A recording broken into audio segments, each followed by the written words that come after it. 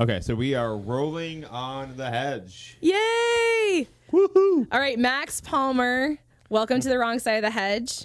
Well, Do you want to thanks do cheers? Oh, okay. Cheers. Cheers are water. Yeah. We already drank all the whiskey. That's right. Well, thanks You're for having trashed right now.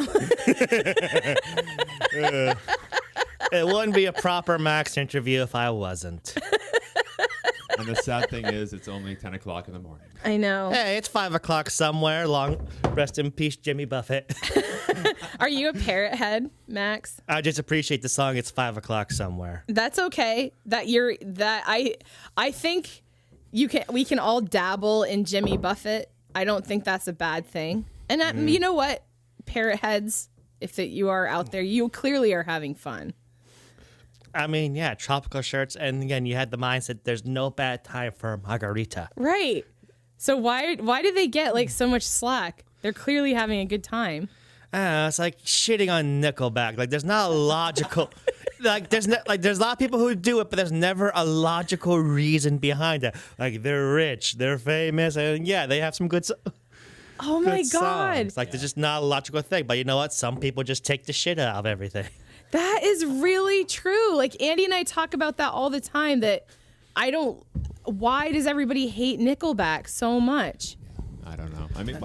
They I guess they're an easy target.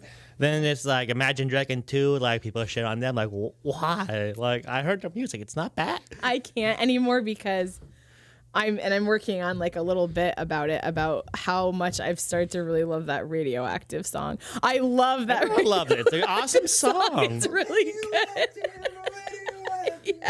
Yeah, it's awesome. I think the thing that took me out though, Max, at first was like the big like that sound effect just kind of threw me. Just the little things you gotta love, and those things, the little details. Yeah. Okay, enough about bullshit that doesn't matter, because I have an hour and a half with you, and I have so many questions because I've known you since you were doing stand up before me. You're like old regime Vermont stand up. Yeah, I've been in the comedy scene, I want to say 13 years. Damn, Like, that was before the Vermont Comedy Club, Damn. back when they did it at Nectar's, which I believe now is closing. Bummer, but Yeah. but they still got Club Metronome upstairs, so it's all fine. Oh, do they really? Yeah, I think so. That's still going to be there. Okay. Did you ever do like the Retronome or any of the things up there? I have done shows with Gordon in Nectar, but I also did the Vermont Burlesque Festival at Club Metronome. Oh, that's cool. Did you host it? No, I was a comedy act. You know, people don't realize in burlesque there's some stand-up acts. We give them ha-has to go with the tatas. Miss Foxy told me that. Oh my God. Okay, that may be the reason I woke up today, right there. Max Ha-has saying for the that in our tatas. basement. Oh my God, that was amazing. I know, I should make that a text tone. Ha-has for your tatas. I will gladly take it if you ever make it. Okay, so you were at the Nectar's. Okay, I always love this question, but what drew you to do it? Were you always wanting to do performance or since you were little? Well, that's actually a very interesting thing because, well, you know, people always know me for on stage. You know, like I always give out big energy, but however, like that's like 90% of my social energy for the week. Right, and then when I do stand up, then I'm like, fuck people, I don't want to be around them. But I guess origin story is that, you know, at one point, like, you know, I wasn't always this well-spoken person and whatnot. I was a socially awkward kid who was always the bottom of the social food chain. And then growing up, one thing that I always loved watching was Comedy Central stand-up specials. Like, I always loved watching them, you know, it's funny. I've always had lots of inspirations, Gabriel Iglesias, Jeff Dunham, and one of the bigger ones was probably Ron White from the Blue Collar Comedy We were Tour. just talking about Ron White the other night. Taters, right? They call me Tater Salad. Tater salad, yes. Yes, I love that special. It's awesome. Andy grew up watching Ron White too. I know he's a. I haven't heard that in so long. That's So, great. and you probably always know, like every time Ron White does stand up, right next to him, he has this fancy ass silver tray. On that tray, there's a bucket full of ice, crystal vases filled with his whiskey, bourbon, and whatnot, little tongs, fancy ass glasses. See, I don't know him that well. Yeah. So he has that on stage with him? Yeah, he always has that fancy tray. Like, you've seen it, man. Yeah. Anyways, but like when I see this guy, like he's literally making himself a whiskey on the rocks while he's getting paid to perform, and just like part of me just like clicked with that, like I want that because like he is doing exactly what he wants to do. Now I'm a socially awkward kid, but you know I was still kind of the funny one. I always had quips armed and ready to go, and I think it was probably like my last year of high school. People kept saying like, what do you want to do? And you know, they tried to force you to do college so you can amass amount of debt to appease the banks and government or something like that. Right. But it's just like, I don't know, like maybe I'll try being a comedian. And then I just like, I was first 17, so naturally no bar is gonna. It was 17. Okay. So like no bar is gonna let me in. So I made little videos in my fucking back porch of me doing stand-ups. Really? Yeah, that's how it all started out because they wouldn't let What me would in. you? So what would you do with the video? Because oh my gosh, well you're younger. So was there internet? Like, did you put it out on? what Yeah, did you do with the YouTube and videos? stuff like that. Oh, so you put it out on YouTube? Like We're old, Meredith. I know. I'm like, what did you? I know. To be you fair, I'm mailed getting it up there in. too. I was still alive when Netflix came in the mail. Yes. Okay. All right. So wait, how old are you, Max? I'm 30. Okay. Oh, so you are really young. Oh my God, you started that at 17. Right off the bat.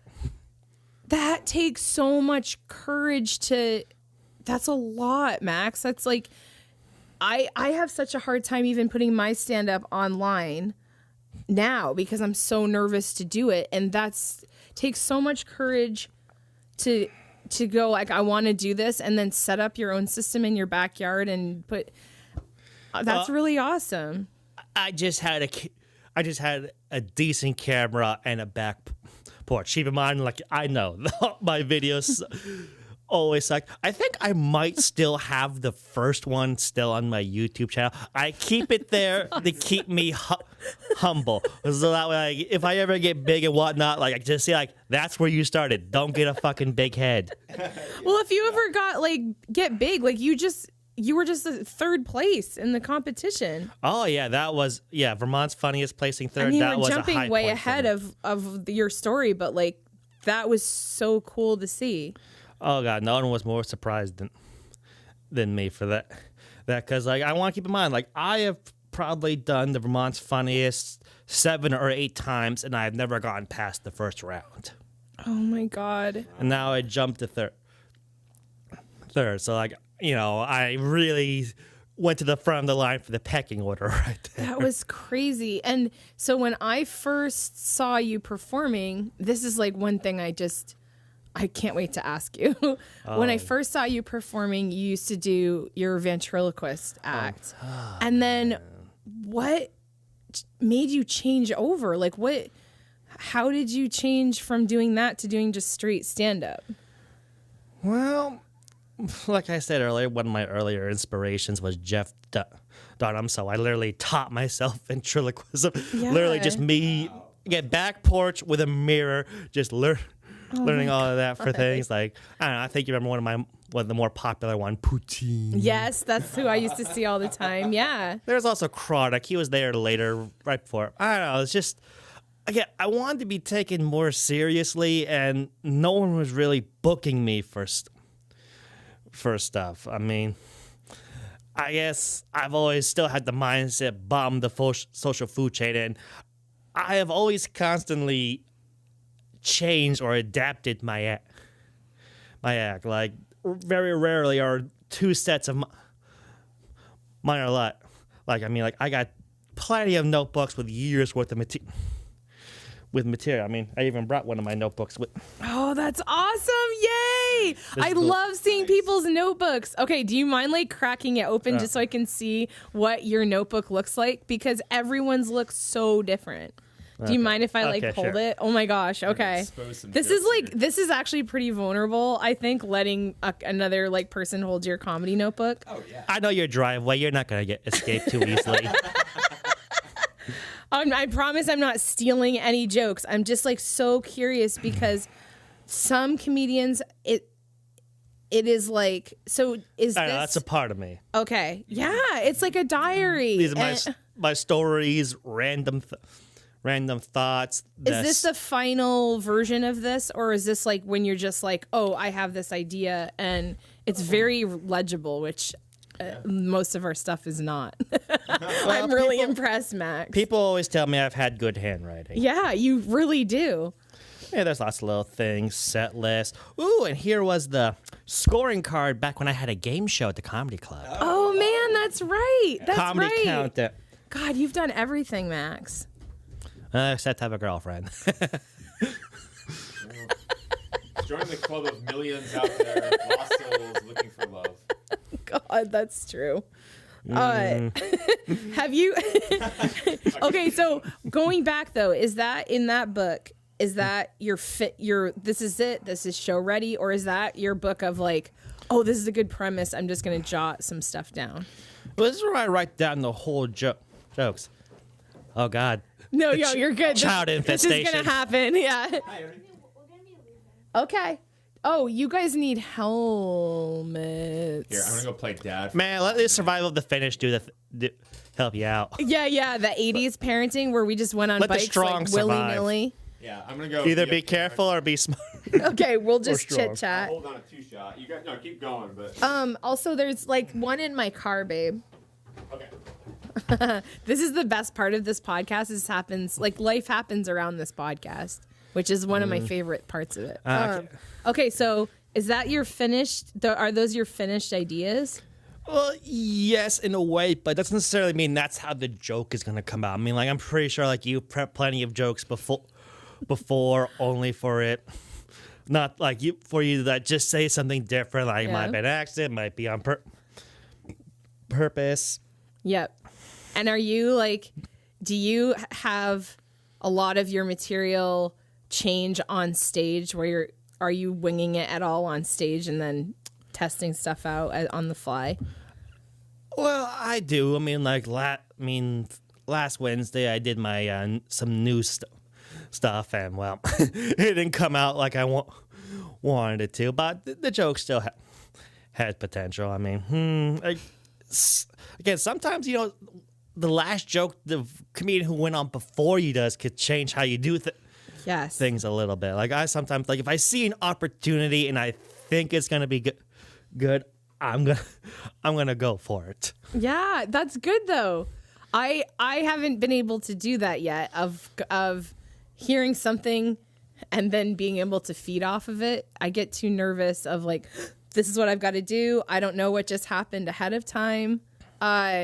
One question too, like you've been doing it so long, can you pivot like in a room that, oh, this isn't going that great, I'm going to pivot my material, or do you adjust your material at all for the audience? Sometimes I'll do a last minute change if I feel like there's something I could do that could help things out. I don't do that very often because I do know like sometimes even like your grade A material might not get a lot That's get a true. laugh depending on the audience. Yeah, that's true.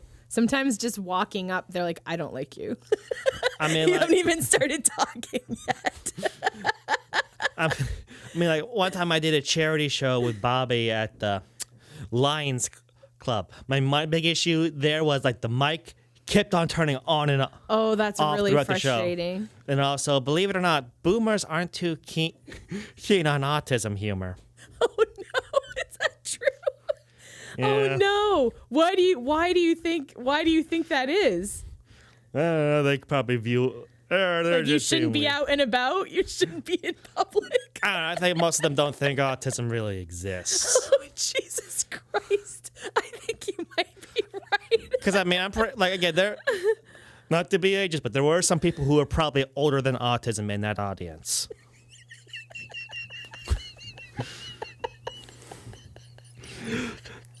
Because a lot of people don't realize autism was discovered in 1932. Oh my God. There are people before autism. Is it really? That's how that. So, okay. That's the year it 1932. was officially discovered by Dr. Asperger's. I know. What can make autism worse for people? One, Asperger's. The dumbass decided to name it after himself without truly thinking it through, and it certainly didn't help. He was a German Nazi scientist. Oh, Jesus Christ. No. What did I just walk into? You I'm back, by the way. walked in. Oh, the origin of autism. It was discovered by Oh my God. by a German Nazi scientist in 1932. Fun fact, that's also the year we discovered Pluto. Is it really? I know, that's why I say... What a banger year. I know, that's what you should say, like, my autism origin story starts with, like every other autistic person, when Pluto is in retrograde. Nice. That's awesome. Do you feel like you lost something when Pluto left the solar system? It's still in the solar system. It's just classified as a celestial dwarf. It's just not big enough to be considered a planet. Just like, okay, planet shaming, I guess. And I don't know if autism, like, well, people are trying to get, I feel like, let's not talk, I guess, too much about politics, but it feels like, I don't know, something's happening with autism and the way Pluto went. I don't know. I'm just worried. I'm worried that... It's clear the government has satellites that's blocking off Pluto's rays from Earth. That's where you guys get all your energy from. That's where all the autistic people get their energy is from Pluto. It's how we access the psychic wave frequency. Oh my God. You know what? Given the things right now, Max, I would not be surprised if someone on the internet is saying stuff like that. Oh my God. Me, I'm starting a whole bunch of random shit, seeing what sticks. I mean, that's what it sounds like they're trying to do now. Because, like, it's always bad. Like, they always do the negative stuff, you know, socially awkward, we don't talk, we're only interested in trains. Yeah. I want to make some shit up that makes us sound cool. So I'm really trying to get the psychic mind power ball rolling. So at least people have a little fear, like, or at least they have a little potential for shit. Okay, so this is another question I had, like, because our oldest is also autistic. Wait, did you also try to get tested for that? How'd that go? I did get tested. I don't get the results until this coming Thursday. All right, I'll hold on to your decoder ring then. Oh my God. I don't know, like the test, I want to talk about you, but the test did feel like I was getting tested for the CIA. They're like, finish this like pattern and we're going to time it. And it was kind of crazy. So when people are getting tested these days, I got tested like over 5 fucking times. Part of the generation that had to earn the diagnosis. Like, look, I love my mother. She's a great woman, but she did think, like, there's something wrong here. So I got tested quite a few times. Do you remember the testing that you went through? Yeah, I don't know. I think it might have changed over time, but it's just they asked us to describe drawings of sorts, and the questions they asked, I guess it's just like, I don't know. People with autism were really into the specifics, but however, I guess it's just like the emotional intelligence. Right. Read beyond what's being asked you, and some bullshit like that. Right. Yeah. Yep. Do you sort of hate how human beings communicate with each other because it's extremely inefficient. Yes. That's what I would love to talk about is if you could change how human beings interact, what would you do? Oh boy, that's a tough one. Yeah, because if we could make the world easier for autistic people, like what could we do? Because we communicate in such shitty ways. Well, no, it's just that most neurotypical people, they're too focused on the emotions and what they put on. They're like how when a guy is arguing with his girlfriend or whatever, and then she starts crying like, I didn't like your tone. Yeah. Or something like that, using an emotional argument versus verbal, even though like trying to be direct.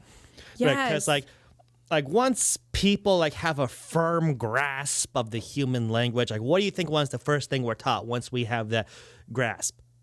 don't lie. Yes. Be honest and straightforward. Yes. And so far, I've noticed autistic people are the only ones who take that to heart, where, yes, it may come off as mean sometimes, I will admit. But however, isn't the old expression, a bitter truth is better than a sweet lie? Yes. Oh, yeah, okay. Oh my God, Max, I could not agree more. And that's been the hardest thing raising somebody on the spectrum is you have to tell them to not, I'm sorry that you can't be honest. I'm sorry that everybody wants you to sort of lie. And I'm sorry there's no reason for that. I don't know. I kind of avoid that bullshit because, like, if I'm being honest and straightforward with you, like, there's, like, you can't really be mad. Like, sure, there are nicer ways to put things. But however, the nicest way is me respecting you enough to be honest with you. Yeah, that's a big deal. Because, like, relationships fall apart like that when people do the slightest lies. Like, where were you? Like, why didn't you include me? But it's just like, most people autism, like, we will tell you what we're doing at the exact Yes. exact time. Like, just straight honest communication. Like, we're not the ones with the issues. Like, you guys have created like a frame of like a foundation that's basically held together by a bunch of random strings that are essentially lies. Like, Matt, we don't have these the are issue. real truths that you're saying right now that are Like, so. we don't have the issue because, again, like, Oh my God. like, so we can be true. our true selves and tell you shit you probably don't want to hear directly to your face. Like, that's not an issue. You not being able to handle what's right in front of you is my the God, issue. That is so true. That we just Andy and I talk about this all the time. Oh my God, Max. Like we literally talk about this all the time that like we have set up such a shitty system of having to try to read each other's minds all the time. And do I say this? Do I not say this? Like even the idea of like the simplest thing, like you have something in your tooth. You have something in your tooth. Like Henry, our oldest, will be like, you've got something on your face. You probably will want, like, you've got something on your face. I'm like, thank you. Thank you for being honest with me so that I'm not walking around looking like an idiot. Or, I don't know. But we don't, that directness for some reason is offensive to people. Even though, like, it usually is pretty helpful to have someone be direct with you. Oh, like, yes, like Rafiki from Lion, yes, the truth hurts, but you can run from it or learn from it. And then I don't know, I should hit someone with a stick. Where are the kids? Oh God! No, I will duck. I will pull the Simba and I will duck. I'm falling short of my producing skills. I don't have a stick. Thank you, Andy, because I really don't want to get beat the shit. or a bottle. Oh my God! Gotta That get would creative. be so. I don't know why, Max, but that is always the funniest thing to me in a movie when someone gets a bottle over the head. Yeah. I mean, Yes.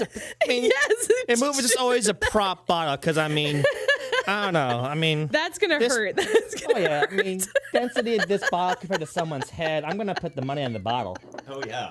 Oh. Especially mine. I don't think my skull is very thick. I think mine might do well. I got a big and thick skull. I mean, one time, like, a school field trip or whatever, we're all in the woods, and, like, there's this narrow pathway, but I see a different one. All I had to do was, like, lift up this branch or whatever. And I do that, and, like, a Rube Goldberg thing, it causes a chain of events where a very thick branch just falls and then hits my head. Jesus. And I just continued walking like nothing. Lord. Oh yeah. Max, did you start to have serial killer thoughts after that? Because that's something that can happen. Like you get your head hit. It's a serial killer thing. Huh. Did you start thinking about harming small animals after that? No, I would never harm small animals. I mean, people are different. Why would I take my anger out on squirrels or dogs or cats? What do they do? People are pretty good at giving you a reason. Yeah, that's really true.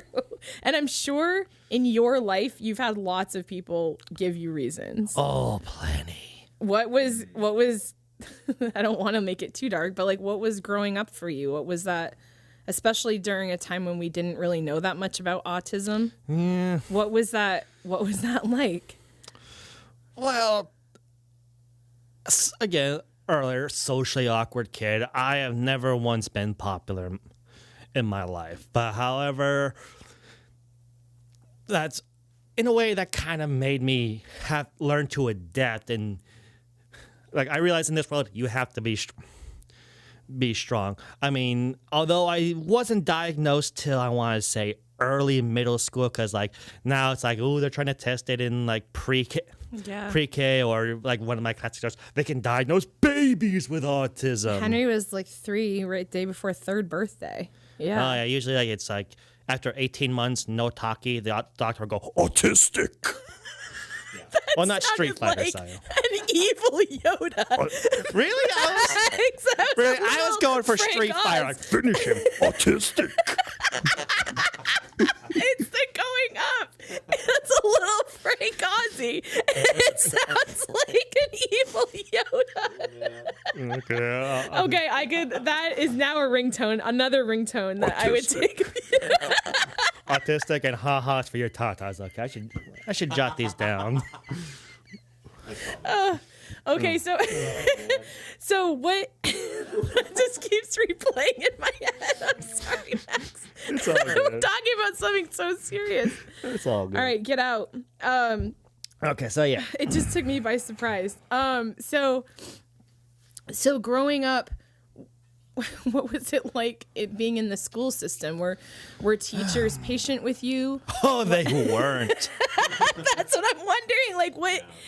Again, this is way before teachers had to pretend to give a shit. Right. Yeah. But again, the benefit of being socially awkward and not popular is like you really notice things like the inner mechanisms of a machine. Social, you understand the social hierarchies and whatnot, and things like that. I mean, teachers, I've always been a pain in the ass. What was the roughest part of what was the thing that they did that would make it so hard for you? Like just the lack of patience? Well, they tried to put an emotional argument compared to a logical person. Yeah. Like you shouldn't say that. You're going to hurt their feelings. That's weird. That's not the social norm. People act like they're teaching social norms 24/7. But however, social rules for like, let's just say where these houses are the norms could be different half a mile away. Yeah. And people will want to act like, oh, I know we all know what this is supposed to be and whatnot. But like, it's reality. It's a bullshit confidence game. Like, there is no strict social rules. Like, the one rule, like, the world pretends like it's universal. Treat those how you want to be treated yourself. Yeah. But people only follow that when it's convenient. Oh my God. That's so true. Oh, it gives me chills, Max, because I really feel like people that are on the spectrum do see through the bullshit, just like what you're saying, because they're good at pattern recognition and they can be like, that's all bullshit. Yeah, teachers really hate me, not because I broke the rules, but like, you know that little notebook they give you each year that has allegedly all the rules in it? Yeah. I would actually read that and find the loopholes. Because it's literal, because you're going to take that literally. Yes, because if you find the loopholes thing, then I have a little fun. Then the teacher would say, well, Yeah. But, I'd still get in trouble anyway. But I used to call it the Palmer Waltz because I just dance around them. So I could be a pain in the ass, but, like, you can't do anything. Yeah. So what would you get in trouble for? Well, verbal arguments. I mean, I actually once accidentally brought a knife to school, but however, the school However, the school handbook had a definition of what a knife was, and it said it had to exceed the blade had to exceed 3 inches. And after measuring the blade, it did not exceed 3 inches. So technically, I got away with it. Was it like a little pocket knife? Yeah, it was. Okay. It was. It wasn't too big. It wasn't a shiv or something like that. And you only had maybe a little bit of a plan to take over the school, but it's not like Everyone has a fantasy about that, but like then I ask myself, like once I complete the conquest, because like manipulating the people wouldn't be too hard, but it's just like, but what do I get at the end? A shitty school filled with people I don't like. Like who wants to be in charge of that? right. This is why you're not president, right, Max? Oh, This I'm is the too only smart reason. and be honest. It's just like, Yeah. like yes, I've learned how to get my way, and politics is no different than school, honestly. So it's Yeah. just a matter of manipulation of either giving people what they want or blackmailing and threatening. People. So flippantly. Oh, come on. Oh, really? Yes. Politicians use logic and reason? Like, only one person I see like that was close to that was like that Charlie Kirk guy. I know, Republican, whatnot, but like, I have watched his videos and I do appreciate he was always logical. He never used an emotional argument, I and see. he had the data to back up what he said, and he would admit if he was wrong. That's what I did appreciate about the guy. Okay, so like There you go. that's at least you're seeing things that you appreciated that I guess that's like a nice like middle of the road. Man, I'm not right wing or left wing. I Yeah. think if you only have one wig, a bird will go nowhere. Right. I know. Nuggets. Yeah. Pure nuggets. I know. People have no idea if I'm Should start a like genius or a bumper sticker business. Yeah. Crush it. Max. You would absolutely crush the bumper. And you could sticker put your little merch. your little Instagram like thing on Oh, you there. put the company MXP. Talk about that. Talk about like your company and stuff. Yeah, so I am a CEO. Don't kill me. I'm not rich. That's why we brought you down here, actually. Yeah. You know, funny enough, I started my company during COVID. At that time, I actually did have an agent. He was a friend. He would also throw events. He thought, hey, I want to get into the comedy game, that's but cool. like, hey, let's do a college show, because he knew people at UVM. But like, one thing you need is like a legit corporation so they can send you the Oh yeah. check. So we did convince UVM to agree to a show and agree to a deposit too. But I also had to get official license MXP Comedy Incorporated and get a tax number. Whoa. That okay? You're the first one that we've had down here that's had that. I mean, gone through it's that. only a bit of paperwork and $75. Anyone can start a corporation. It's not hard. Oh my god, And that is showing- alluring. And showing them that I know you should trademark this while you can. No one's gonna steal You this. should trademark it. You are so sweet. You are so sweet to even think that it might need to get trademarked. It never hurts again. It's only $75. Wrong side of the Hedge Incorporated. Oh my god. Is that really it? It's only $75 to get something. Yeah, it might be a little more if you consider inflation. But yeah, again, licensed corporation, and then go to the IRS website, and they give you a tax number. If you want to But start, then we'd have to make it good.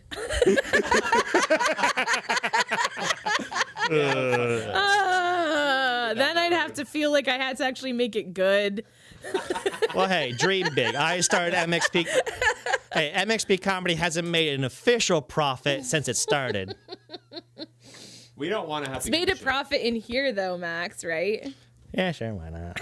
I prefer money. Fuck your Hallmark movie, man.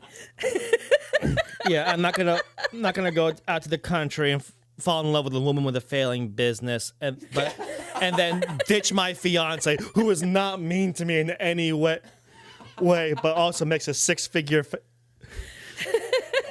How many Hallmark movies have you seen?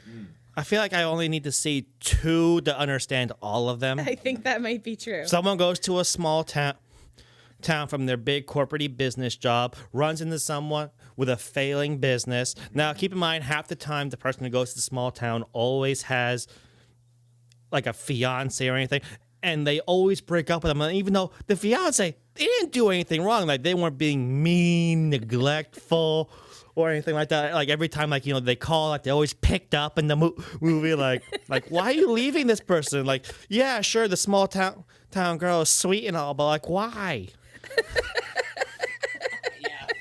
And it's like the same thing. Like there's the dog in a bandana somewhere in that movie. It's like seeing Alfred Hitchcock in movies. Like, oh, there's the dog in the bandana. Yeah. Now it's officially a Hallmark movie. I've never seen a single one. You don't need to. Is it like a Hallmark? You don't need to. I mean, plus No. knowing Hallmark, they're gonna do their 24-hour marathons, even though it's still October soon. Oh God. I know. How many people commit suicide after doing how many? Because then, those things, they always piss me off too. Like, it's the biggest thing with those romantic comedies is it makes things so not real. That's so not reality. Yeah. And it makes people believe that that's what romance is. I know. People do have very unrealistic expectations these days in the dating world. I agree. Okay, so speak about like are you an app person? Yeah, I got Tinder. Oh man, that is like new to Andy and I because we, Consider we've yourself known each other lucky. forever, so we never. What is it like? What is it like using dating apps and? All right. Well, first, first, Yeah. it's the levels of shallowness that's just like because first gotta base it off whatever your pictures are. Right. Pictures are, and naturally in Vermont, people hunt, and guys only take country guys only take selfies, like usually after they kill or catch something. So it's the classic. Do you have anything like that? No. Do you have a kill or catch something picture? No, but the closest thing I got is a picture of a mushroom I grew. Did you hold it upside down? No. The dead deer. Let's see it. Here, I'm gonna show it to you. Oh, and we get to see your picture. That's a pretty good mushroom. That's a good gotta see this. mushroom. It looks like something from Dr. Seuss. It's. Oh, I thought it looked like an ass. Okay, so I thought it looked like an ass too, but you're really proud of it, and I didn't want to say anything that made you feel bad about it. So you ate ass, Mac? Is that what you're admitting to right now? Many times. Oh yeah, that's a picture of me and Ron Funches. Oh no, it switched. Oh no! Now I'm Get back to the mushroom, god damn it! Tap to the side. I mean, come on, Tap our the age side. difference aren't that big. Now I'm It's a smartphone. Andy, You literally don't have one. swipe on somebody. What if you get on? Give the phone Okay. back to Max. Phone it back to Max. I'm out of here. Like, he's gonna totally set you up on a date without even knowing it. Yikes! That was really scary. Like all of a sudden, the mushroom picture went away. I was trying to show the audience the mushroom picture. I mean, that's cool. It's a picture of you with Ron Funches. I mean, that's still a pretty awesome picture. He's an awesome dude. Oh my God, Max. Okay. So the then after you intermeccan- put your picture up, what happens after that? Okay, well then you make your profile. You gotta put in your bio, whatnot, something to describe you, maybe a funny joke. Some people are lazy and do swipe right if you want to know more. I mean, I think more guys put effort into the whole profile things because it was literally statistically proven that the ugliest woman still has 3 times more likely of getting matches than the most handsome man. Oh, seriously? Yeah, they create 2 profiles, one with a less than beauty standard woman, just putting it. Right. And then they create a dreamboat guy, 6'3", he has abs, he loves puppies, hiking, and having a healthy relationship with his family or something. Yuck. And then they put Gross. I know. Whatever, What a basic asshole. I know, 6-pack, 6 foot, 6 figure. Sometimes the 4th one, 6 inch. Ugh, gross. Anyway, but yeah. So but they put both these profiles out at the same time, and the woman profile still got 3 times the matches in the same amount of time. Why do you think that is? Because most guys adapt the quantity over quality things. Oh, yeah, Swipe. You do that until you reach your limit or you're out of women in the area. Okay, so there's a limit there. Do you Unless you pay for more. Okay, so that's what they do. So they're like, you're allowed so many swipes per month. Is that what it is? No, well, per day. Per day. Okay. Mm-hmm. Okay. Oh my God. What a crazy. That's nuts. What a crazy. Oh my God. I mean, it's Okay, My brain kind of breaks. So guys definitely swipe more and what. No, but however, I say I probably get a match maybe once every 2-3 months. Okay. And have you gone out on the date and all and Well, okay, that's where things get interesting. See, after you get the match, I have a 1 in 3 odds that they actually respond when I say something. Because like after that, that's the important part. Like that's another part of the strategy. Once you get a match, it's like the first line's like the first impression, whatnot. Some people do a joke, a pickup line. right. I usually send a GIF of a whale that says "whale, hello there." It's like I could. Because I already know I do not have the looks to do the suave, cool pickup. And I'm realistic. I know what I look like. So I gotta play that. I gotta play the funny card. That's the card I've been given. And that's what you do. You do your little GIF. So yeah, in the 1 in 3 odds, they actually do that. Then you chat for a bit and just hope you're not ghosted. I mean, I've been ghosted more times than the gravedigger. Another bumper sticker. Yep. Yep. God, I'm just hearing the money. Cha-ching, cha-ching. I know I could make a killing making bumper stickers and shirts. You really could. You really could. Yeah. Okay, so then, God, this sounds like it's giving me anxiety just thinking about it. Because it seems like it's such a roller coaster of emotions. Oh, absolutely. And then the hardest part is always trying just to schedule the date. And like every woman's paranoid and whatnot. Yeah. And I also have to roll the dice on whether or not they're just on the app just to kill time. Because some women just want to do that so they can look with the guys and it gives them a litlittle ego boost. Tinder has definitely given women way too big a hit. Because usually like all the times like you're just stuck with the people in your area, so you'd always have to try to put your best self forward. But however, Tinder gets you into a much wider area, and it makes you think you're more popular than you actually are. Okay, sort of like all social media, I think, in general, right? Yes, but now people are deliberately trying to fuck each other. Right. On social media? Well, no, Tinder. Oh. Meredith, keep up. I know you've never been on the app, but kind of. See, Andy so far seems to have the better grasp of this. You better check his phone later. I'm like, interesting. How does this Tinder app work? Oh, hi, honey. I didn't know you're all the way. This episode of The Wrong Side of the Hedge is brought to you by Tinder Gold. People trying to fuck each other. Essentially. Actively trying to fuck each other. And that's the other hurdle, too, I would imagine, is like some people are on there just to fuck, and some people are on there just for an actual relationship. Yeah. Some people want relationships. Some people want ass. Some people want friends. Some people want all of them. I mean, keep in mind, you can put these things on your profile, what you're looking. Do people actually write "I want ass" on their profile? No, are they that bold? Technically, that's under short-term fun. Oh, short-term fun. Is that a drop down? No, it's something that's one of the ways you can label. Fascinating. It's the one thing you can label your profile with. Searching for long-term, just friends, or if you're just using the app just for shits and giggles, still figuring it out. Oh, still figuring it out? Okay. Again, I think if you're looking for a fun night, it's more about looking for short-term fun. Okay. Looking for a wormhole. Essentially, yes. If you're into warm holes, it could be a cold hole. Or you can also do the long-term open to short. Like you want a relationship, there's so but many categories. I know. Good Lord. I know it's a shit show. It really kind of is. Like when you have to, it's like this weird funnel that then you have to get funneled down to this like one person and then that might not even work out.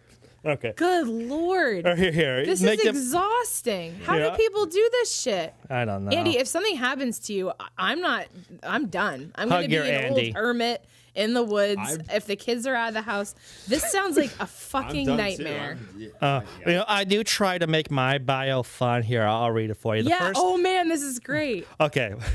So first line, I'm actually quite proud of this line. Okay. Do you like the show Love on the Spectrum? Swipe right and you can live it. Nice. I love that. Yeah.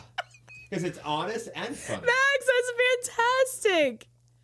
That's fantastic. And it's really funny. I know, I'm proud of that one. And then, there's also... I love that. Then, now that I've got your attention a little bit... You can live it. Oh, God. Well done. So I know. many T-shirts and bumpers. You gotta stop. I mean, you have to do something, Max. I know. All right. Well, so the bio continues. So now that I've got your attention, Okay, a little bit about myself. You have my attention. You have Andy and my attention. We're That's what swiping it says in the bio. So I do not have a 6-pack, but I do have a keg. Nice. That's a nice classic. I follow the philosophy you can have more fun with a keg than you can with a 6-pack. That's I didn't come up with that, so true. I can't put that on a T-shirt. I didn't if someone has a keg at a party, that's a real party. Oh. I don't know. Yeah. So, I collect comics and manga. If I'm not doing stand-up comedy, you can find me in my hammock, cooking, or gardening. And I place third in Vermont's funniest, so I'm probably fun. That's good. You got good stuff in there. And then, trying to do modern women bait, I have numerous hoodies and flannels that are all 2XL or bigger. If that sweetens the deal for you, swipe right. Nice. Yeah. This is great. I think that gives a really clear picture of who you are in a really short amount of time. So let me make sure if I understand that last one correctly. So you're trying to sweeten the pot by offering them your clothes. Well, it's a common thing nowadays for women to steal flannels and yes, hoodies. I steal. So essentially, it's like okay. it's like putting the bait on the hook. Yes. Okay. And those sizes tend to be very cozy. Oh yeah. Yeah, Big guy. yeah. Oh, I get it. I can tell see that that. I've been out of the dating game for decades. Hey, dude, you Same, won. man. I did win. You are 110% right. I think there's days he might challenge that. No? I think. Hey, you won Candyland. I'm stuck in Monopoly, just doing the same circle over and over again. Hoping for Boardwalk. Are you hoping for Boardwalk? Boardwalk, but honestly, I'm probably. Not Marvin Gardens, man. No, You can do better than that. No, I was Isn't that gonna one of the say I'm cheap probably gonna ones? get Pennsylvania Station.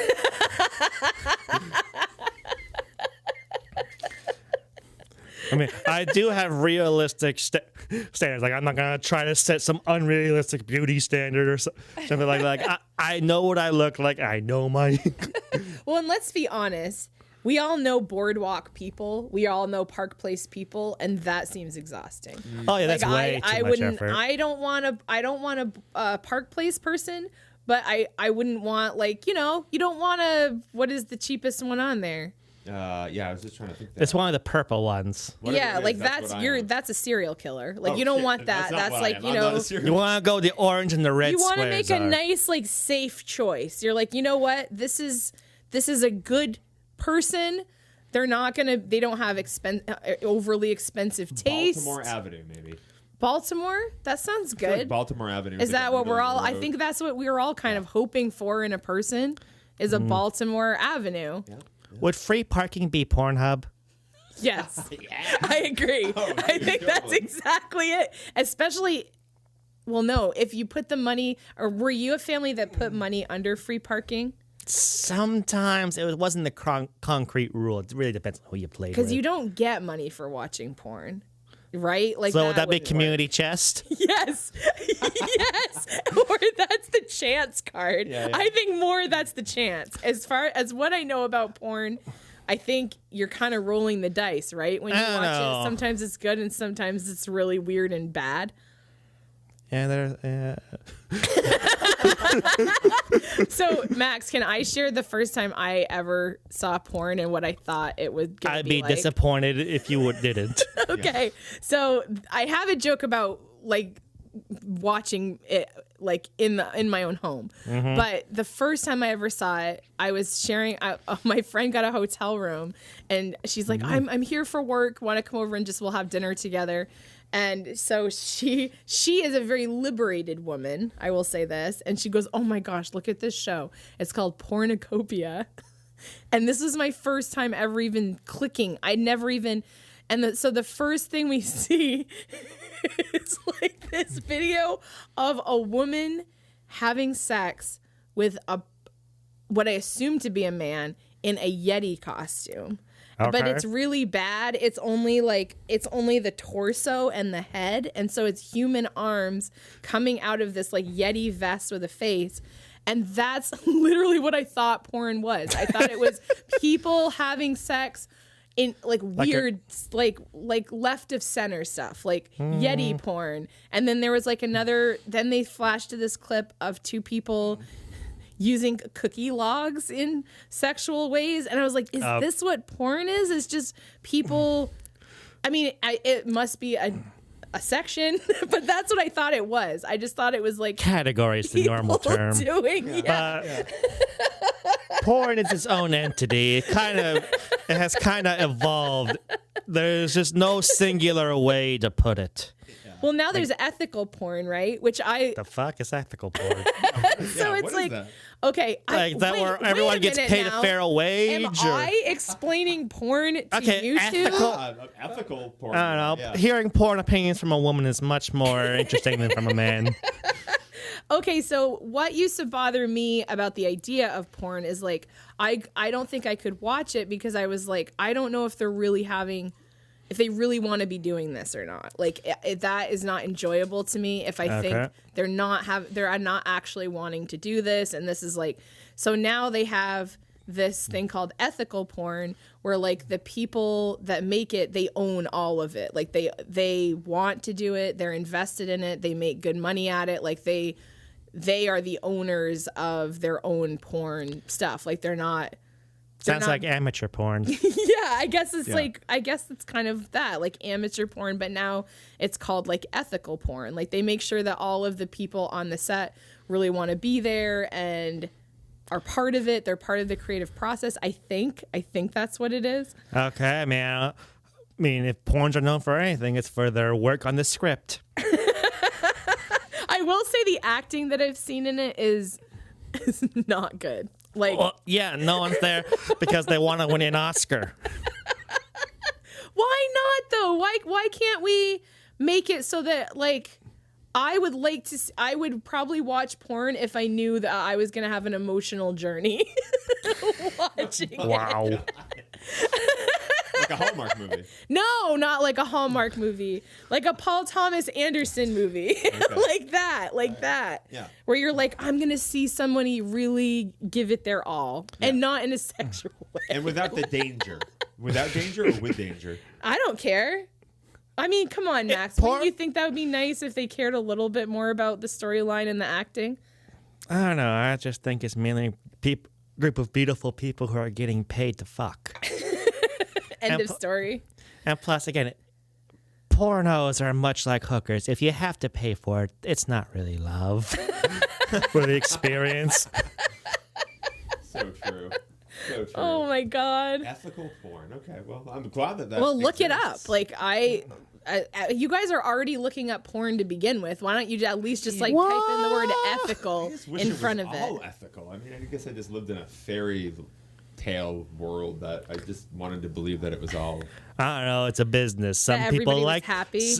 I don't know. It's a business. Some people go to work, love their job. Some people don't. It's just there for the paycheck. Yes, and that's why I don't think I can do it. That's why it's like hard for me because I'm like, I don't think they really want to be doing this. I don't know. That Makes sounds me like you just sad. should watch amateur porn then, because that's just two people who have their either phone recording the whole thing. They're doing it because, I don't know, either money or a kink thing. So Yeah, it's probably right. close to what you're looking for there.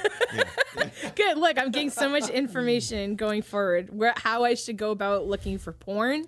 If Which I'm I've heard ever from a single. friend, not my own Yeah, personal not opinion. your own. Little disclaimer there. Right. Okay. So I want to know so you decided, this is going back. I'm sorry, we're going off the porn thing, but I just have so many probably questions. for the best.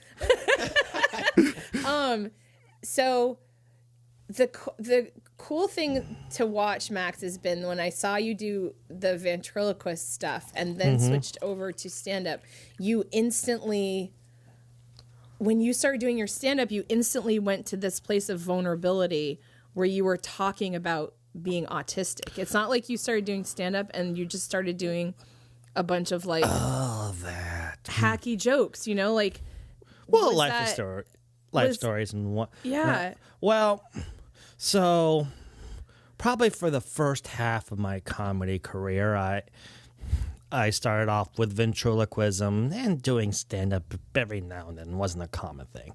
Now, I think it was like after the third or fourth time I lost the Vermont's Funniest contest, not even making it past the first round. And, well, that got me into a bummer headspace. I'm thinking, is this really right for me?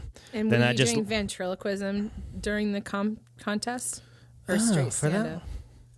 No, that was straight stand-up for that. Okay. That one. And then, I was just looking at my sets and I realized these jokes aren't getting me anywhere. Now, when I first started doing stand-up, I thought, maybe talking about my autism would be too low a blow or too easy and whatnot. But however, after I lost the fourth or so time, I just looked at my set, just said, fuck it. That's so cool. Tossed it, wrote the whole new jokes, and then the next week, I think you were actually there at the comedy club when I did my first autism set. Asperger's the restaurant. I love it. Yes, I love it. Yes. We're not looking at what is it? We're not looking at. Okay, God, so Asperger's so the restaurant. Okay, I remember how that bit goes. So I have autism and Asperger's, and the worst part about Asperger's is not the actual mental condition. It is just the word Asperger's. Now, normally I'd start a campaign to fight the change just by being a complete hypocrite if I ever kept a Big Mac in my back pocket. Oh my God! Look at that. Yes. However, I'm actually thinking of opening a restaurant called Asperger's. We're gonna have curly fries and the waitress will have short skirts and white tank tops. I'm gonna say Asperger's. We weren't gonna look you in the eye either. That was it. Oh my God! The first time I heard you say that, Max, it's such a good joke. Oh yeah, that night was actually a really big turning point because that was one of the loudest responses I've ever gotten for this sets. Like, like they weren't just loud, like it was roaring. It was first time I ever did that. When I went backstage, one of the cooks came out because they were freaked out. Like, why is it so fucking loud? That's Yes, that happened. One of the comedy club God, I love cooks that. came out because they were spooked. It's like they're not used to it being that loud. And that was the first. That's such a good commentary on that open mic. How sometimes it doesn't get that big of a response. Again, like these were completely new jokes. I tossed my old set, and since then I just been I realized now I know I need to be a comedian. Oh my God! Oh my God! And then that makes I just me been so happy. building and evolving from that set from Asperger's. I am actually trying to get that on T-shirts. Asperger's the restaurant or aprons. It would be so good.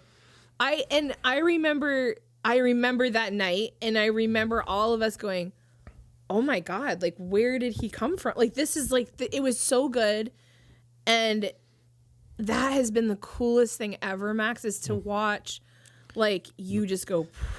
That was the moment. It's been so cool. I mean, because every comedian has to find their voice in a sense, because my two comedians tell their jokes in this same ways, and that's when I learned how to properly write my own sets, and just been building off that. Yes, I still do a good amount of autism material, but I'm also dabbling in other stuff, not just Amtrak.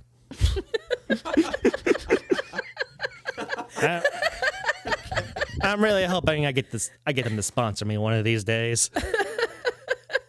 That would be really cool to see an Amtrak train go by with Max's face on the side. Oh, I wasn't even thinking about that. I just wanted the money. but yeah, Amtrak train. Yeah. You could have your own car. You know, for my cross country trip that I was recently on, I did actually I flew from Vermont to San Francisco, but then I took a series of Amtrak trips. Oh, that must. I love train travel. Oh, I know, that it must was have been awesome. So cool. Train travel, just so much better because, like, one, you don't have to worry about delays too often. Like, I think I had one train get delayed my entire trip. It was an hour and a half. But here's the funny part. My arrival time was still the same. Wow, so they really made up the time. Yeah, and it's just like, wait a minute, so my train's only for an hour and a half. I can leave my bag here, come and go as I please. Like I went to go get lunch and It's so nice. Yeah. And you get to see, are you somebody too that enjoys watching kind of oh the yeah, world go I love watching all the unique landscapes. Get to pass through the Rockies, the plains. by? Oh, Max. Was it on, did it have a berth on it? Could you like sleep on it? Well, you can have they do have sleeper cabins, but they're expensive as hell. Are they really? Yeah, so I just did coach, so I just slept on coach seats every time I was on the train. Oh my God. I still love that. I love that. Plus, you so can walk much. around. You can bring your own snacks. Yep. You can buy local drugs. Nice. There's no TSA, but of course, I would never do that. Taking drugs across state lines is frowned upon. Right.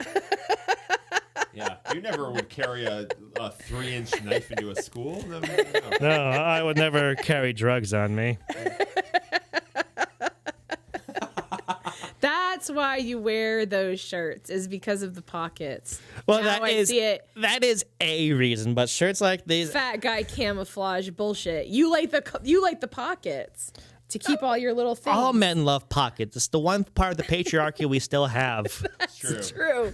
I am jealous of that all of your clothes have storage and ours do not.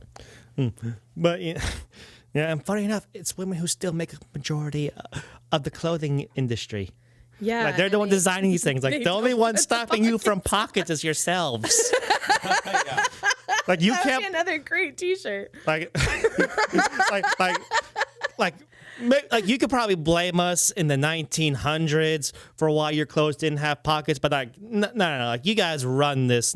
Now that's all on you. You can't blame us anymore. Only one said.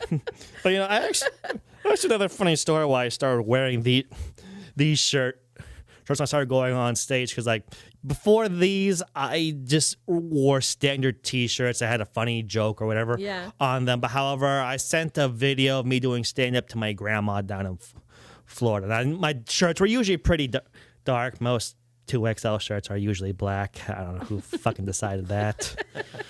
We need more fat guys in the clothing industry. Well, black, hides. No. the We weight, need right? all sizes in the clothing industry. I actually really agree with that statement. Anyway, so I sent these pictures, I sent a video where I'm like, Max, you should really wear something more colorful on stage. She So you gave you stick a little wardrobe note? Yeah, but then she sent me a box full of like tropical shirts, including one of these one. This one right here. Oh my God, she like really wanted you to wear like more colors. She bought And I you started stuff? doing it, and I just like it's me. You like it? Yeah, I know they're comfortable, they're breathable, and like I feel like we need to try to step the class of comedy up a bit, where comedian like wear something at least with a collar. That we look nice. Well, I mean, comedians used to wear Learn a thing or suits two. on stage, but know. now it's just like I'm gonna wear a hoodie or look like Yeah, I I'm just one of called out those. my college dorm and somehow ended up here. Again, Meredith. Yep. Or I'll go like, this is a show shirt because it doesn't have a stain on it. Okay. I've got that. I have my like show sweatpants and I have my home sweatpants. And well, I guess it was just after that I started working on my personal appearance a little bit more. Do you feel like it helps you like get in the mindset of like, I'm going out on stage because I'm getting in my stand-up clothes? Yes, and also it's like one important part of comedy is your presence on stage, because like a nice collared shirt button up, it does add a little tiny bit of class. But like if a person who looked a little bit classy tells a fucked up dirty joke, you're gonna think that's much funnier compared to someone who is just wearing hoodies and sweatpants. Oh, that's a good point, because you're like, oh, that person's gross. It's like the classic I get antagonist that. and the straight man man bit. Like no one Max, expects that's really them. Smart. Yeah. Yeah. Because that's actually really, really smart. It's kind of like it's your brand. So if you once you find your voice, then you have to think about like, okay, what am I wearing and does it match my jokes? Maybe. Yeah. And plus, this is one of my favorite shirts. I've had this forever. All the major points. Wore this when I won. Oh, it's like third. you're lucky. Is it your lucky shirt now? Yep. Oh yeah, it's my lucky shirt. Oh, I love that. Took this shirt traveling. Got laid in this shirt for the first time. Really? My God. Oh my And God. you wore it here for the. Please tell the me you Hedge. washed it. Please tell me Yes. you washed it. Okay. I don't know. I'm not the kind where if you All right. wash away the luckiness. That's like if you got laid in it, I feel like, or if it it had some part of that, it's probably good. It's probably good to wash it. all the big moments of my life, I've wore this shirt. I don't know. I like to think this shirt's a representation of autism. It blends in with nothing, yet everything. Yeah. Fade into the dark. I love Fade into the hedge like Homer. Yeah. Oh my God. We should have that be part of that meme. Like, You know, you actually get like a chia pet thing that's Homer going into the hedge. can you really? It does exist. I've seen it. Oh my God. I would actually buy that. Yeah. I've thought about acquiring a chia pet multiple times. I know. Maybe that would be the one I'd need. It's the perfect one. Perfect It one. is. And then the cool people will get it too. Like if you get that, then you're obviously cool. Or you use a lot of gifts. Yeah. Or that. What is your pre-show ritual, Max? Do you do you drink? Yes. Do you drink before to calm your nerves? Always have minimum one beer. I always have one. Okay. I mean, that's the benefit. I've done stand up all across the country in a few different countries, not a dry venue yet. So what has been your favorite beer that you've had before? A free one. A free one. Nice. Yeah. Yep. See? Yeah, of That's the course. best answer. Oh yeah. The best beer is a free beer. I don't know. I'm always a big fan of Lawson's Sip of Sunshine. Yep, that one's yeah. good. That one's The good. heavy hitters. Yeah. Or the Edward. That's also a good one. When I first got to know you, you were always, I loved it because you would always get Narragansett. Oh, yeah. And well, that's the Jaws beer. And I was like, oh, Max always gets Narragansett. That's so cool. white trash beer of New England. Yeah, and then I was like, is that, I remember asking you, do you get that because of, I'm such a dork, do you get that because of Jaws? And you're like, no, it's because it's cheap. Yeah. I'm an amateur comic in Vermont. Budgeting is super important. Yes, because we lose money doing this more than we make it usually. Yeah, most of the time. Yeah, with gas money and food. And when I did my game show, I took a loss there. Oh, did you? Oh, yeah. Yeah, and I remember Natalie and Nathan fucking owe me money for that show. I was promised a part of the door, and I didn't get my part. We I'm have coming a for you, baseball too. bat down here somewhere you can use if you want to add Well, some it is- muscle. Well, it is nice to have a weapon without my prints on it. That's true. It just has like little kid prints on it, and they're not going to put a child in prison. Yeah. So, what was that process like doing a game show? Because I've hosted obviously shows, but like I've never done something that cumbersome of coming up with stuff. Well, let's see. That game show was called Comedy Countdown, where That's right. where like 3 hours before the show, I would give comedians a certain set of prompts, like 2 themes, 3 lines they had to include in their entirety. Then on stage, they would get a random prop they had to associate in some way. That seems Wait, so now hard. they That would seems know so the hard. list the props, but they wouldn't know which one I'd give them. Then it'd be like a comedy style where I judge based on audience reaction, the use of prompts, and whatnot. I actually did that show twice, even though there was just like the one major showing, because this was before COVID, and this was at remember the Comedy Lab? Yes, yes. It's essentially just a the crappy Comedy closet. Lab. Yes. Yep. Yep. See, like that's when I first did the show. But however, Nathan said, "Okay, you're gonna do this on a Saturday night when there's a headliner in the next room." Like, how the hell am I gonna get people in here? So that was a Yeah. complete flop. Yeah. And I kind of like did it again because like I wanted to redeem my comedy comedy content. No, and I actually got a sponsor from the Burn Gallery, the weed store. That's great. Oh, cool. That's cool. That's really neat. I know a whole bunch of things, and then I also had side games because there was the two themes I used for that one were one birds, and then the other one marijuana for random questions.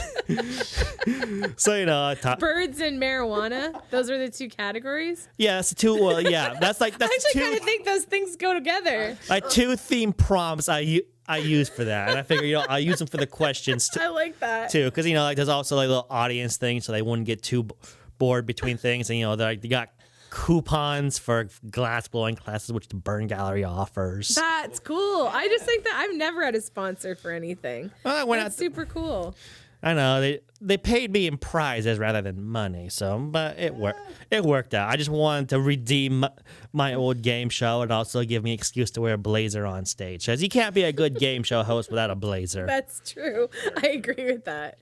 What are you a game show person? Like, do you like watching? No, I don't really watch them too off. I wanted to try this to see if I can actually successfully throw together my own show, because I don't produce very often. I've done it a few times, but I just wanted to, because I figure down the road, comedy-wise, this is probably good skills to have. I got to organize how a whole show runs, sponsors, and advertising, because I also had to get a graphic design person to make a poster so I could put on those little boards around down Burlington. Although that actually did create one of my more memorable comedy moments, because I put those posters up in a week passed, and I just wanted to go check on them to make sure they were still there. So I went to this one place. It was right next to that movie theater in Burlington. The Roxy? Yeah, Roxy. Yeah. So yeah, it was right on that board. And I saw okay, over there. But then there was this woman. She looked at the poster. Then she looked over and looked at me like, Hey, it's the same guy. You're on this piece of You're a paper. celebrity. yeah. I know that was a high point. I figured, I'm not gonna do anything. I just smiled, and then disappeared into the crowd of people. And then you did your homework. Pretty much, essentially, yes. You're like, damn straight, lady. That's me. That's so much work, though. I mean, that I just did the one in Shelburne that was Wit and Wine. And that's a lot of work, just getting the comedians on. Mm-hmm. But then on top of it, to be creating questions and game show elements, and that's so much work, dude. I know. Way to go. I know. It's all about organization, or simplifying as like a schedule, essentially. So you don't get overwhelmed by all of that stuff? Not really. I mean, I'm very good at task completion. I mean, it's all about just focusing. Instead of looking at it as a huge whole, as just a little bit of things, just a checklist. All right, that person went on, go on there, do the next thing, complete over and over. Oh my very God. I wish methodical. my brain could be like that. Yeah. I'm Maybe you're not autistic then. Maybe I'm not. Maybe I'm not. We're gonna, we'll get No the Dakota things ring for on you. Thursday, the results. Maybe I'm not. I mean, autism it's comes gonna be in interesting. So many different. Oh yeah, I'm not. I wish they just make turns for whatever the new shit they're doing. I'm part of that generation that had to fucking earn that diagnosis. They weren't tossing around like it was candy on Halloween or But because of that, more people are being, Yeah, because they increased the definition of what autism It's true, yeah. was, and it's just crazy. Make a new thing. This isn't a social club. This is make a thing that we make a new term. Okay, workshop it. If a middle schooler can tear out a new one, get back to that board. Yeah. And it's just they're all they're just overcomplicating it, and knowing the group of people we want it simplified. Yeah. Simplify, I can mean anything and everything. This is a mental disability, not a fucking art show exhibit. Okay. Okay, so that's your perspective on it. I know, it shouldn't be well, it's an interpretive thing how we view this thing. No, fuck. This is my life. But then there's for something so like because they say it's a spectrum, right? So it's I know. yeah. Aren't we all But, on the spectrum in some way? If I could do eye contact, I'd give you the stink eye. When you hear that, though, because a lot of people do say that, what is that? Does it kind of? It's like watering it down. Yeah, like you're kind of negating my life experience by saying that. Like, oh, it could be a whole bunch of different things. Like, oh, and but yeah, it's hard to pinpoint. I mean, usually I actually worked hard to try to hide my autism because like people think it's just like social anxiety. Like I hate it when they do like, oh, I'm self-diagnosed, or I have all the signs. Like I want to bitch slap those people so hard. Keep in mind, one autistic thing people don't want, like we do have good upper body strength. I have heard the term autistic strength before. Before. Yeah, what does that feel like to hear that? Because you've gone through the school system with an autism diagnosis. You've actually had to go through things. They're acting like it's trendy and we're like, oh, everyone has autism these days. Super cool. Like, no, it's just like essentially my brain is wired differently than from the rest of the pack, which makes things different. Because like I for me, like I was close to getting to special ed. I was close there. But however, I worked my ass off because I looked when I was in that special ed. Like essentially, like they banish you to one of those trailers they keep outside the schools until like basically a show pony. And then like I did sit on one of their lesson plans once. Like this is mush for your brain.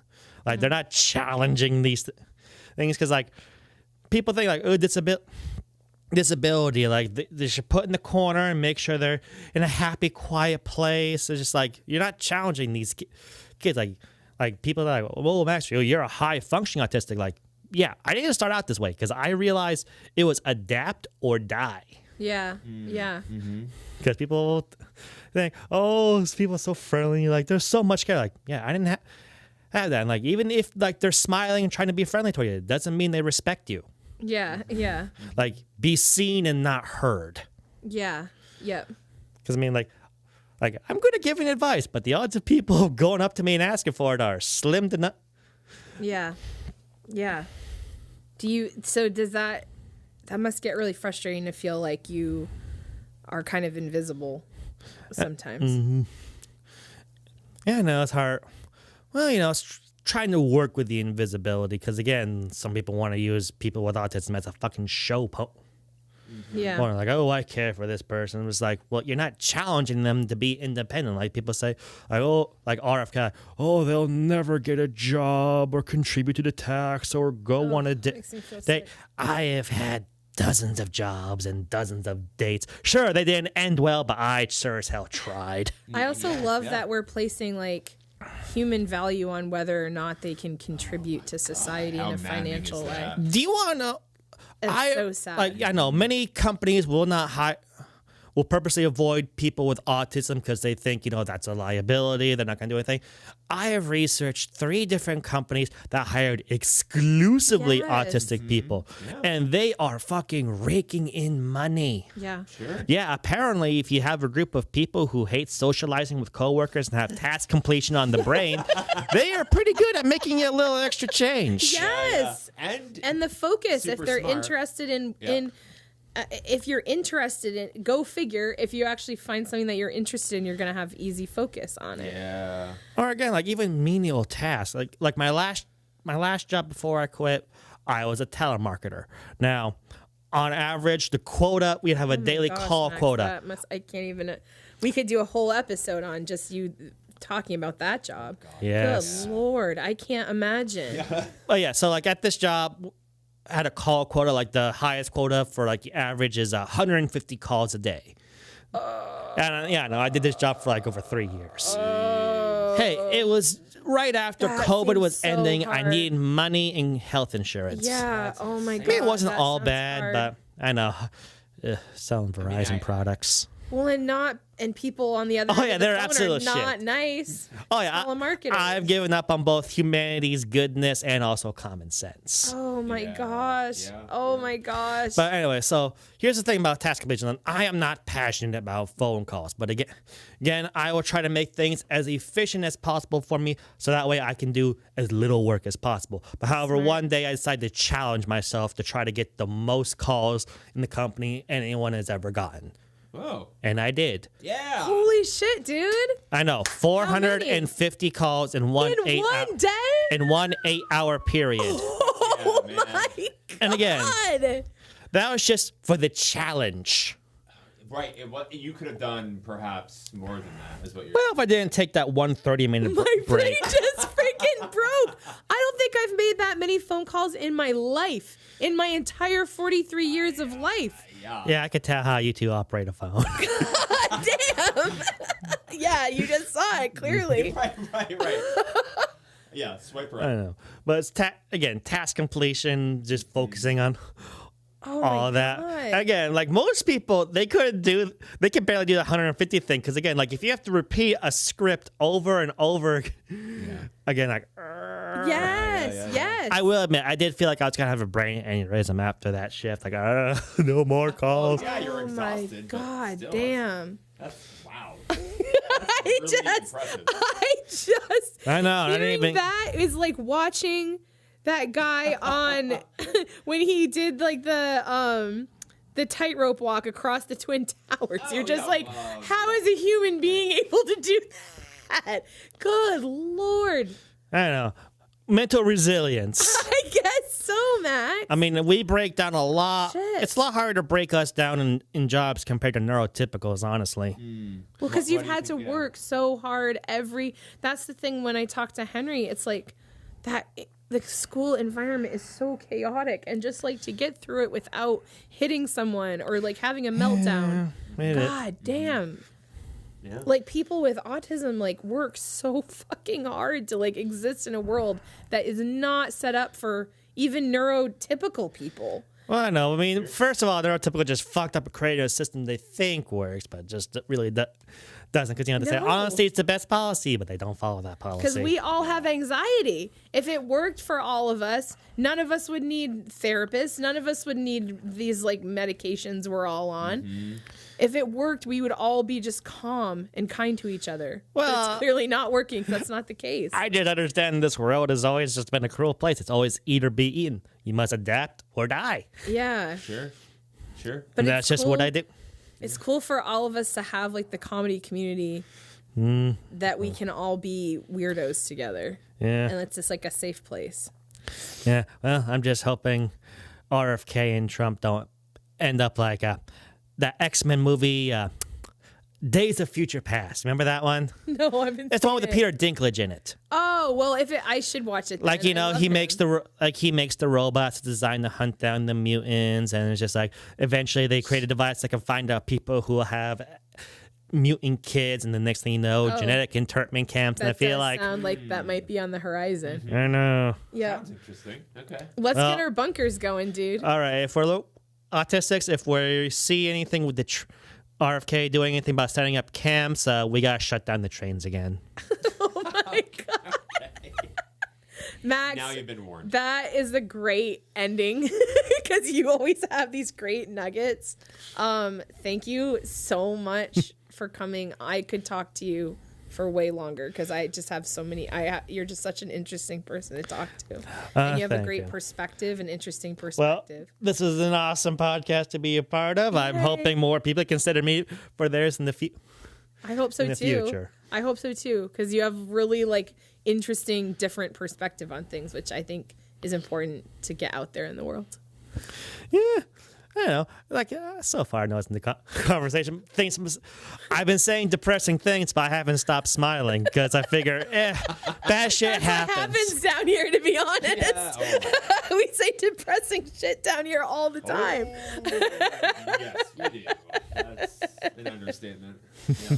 Max, thank you so much for coming on the wrong side of the hedge. Well, thank you. It's been a blast, and we'll get your Asperger shirt soon. Yay! Lots of t-shirts and bumper stickers.